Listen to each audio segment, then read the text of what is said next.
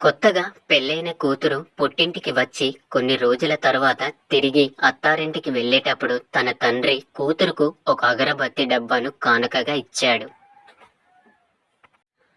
అది చూసిన తల్లి ముఖం చీదరించుకొని, మీ నాన్న ఎప్పుడూ ఇంతే, మహా పిసినారి అంటూ లోపలికి వెళ్లి మంచి బ్లౌజ్ పీసులు 2 మరియు దానిపైన డబ్బులతో ఉన్న ఒక కవరును పెట్టి కూతురుకి ఇచ్చి అత్తారింటికి పంపించింది.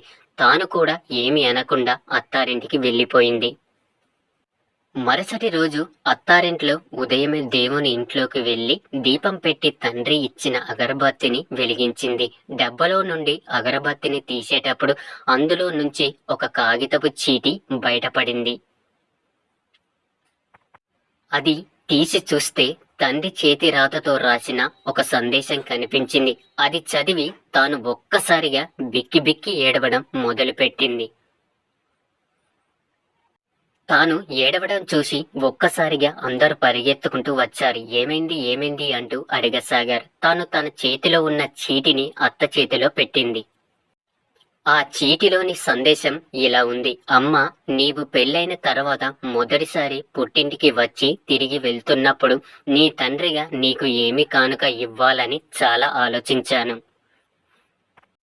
దేవుని దయ వలన నీ మనస్సుకు తగిన భర్త, అంతఃకరణం చూపించే అత్తమామలు నీకు లభించారు.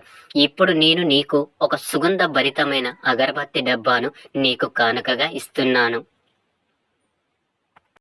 ఇదేమిటి అని ఆశ్చర్యం కలిగింది కదూ. మీ నాన్న బాగా కంజూస్ అనుకుంటున్నావు కదూ.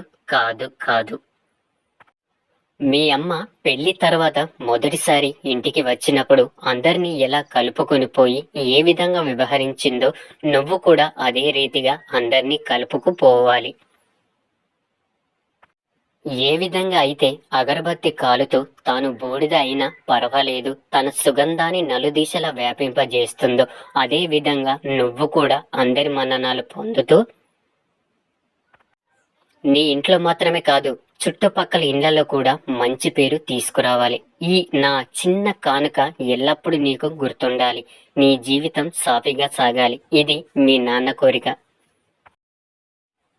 ఇది చదివి అత్త కళ్ళు చెమ్మగిల్లాయి. కోడలిని కౌగిలించుకొని, ఇటువంటి సంస్కారవంతమైన ఇంటి నుండి మాకు కోడలు రావడం, ఇటువంటి మంచి సంబంధికులను పొందడం నిజంగా మేము ధన్యులం.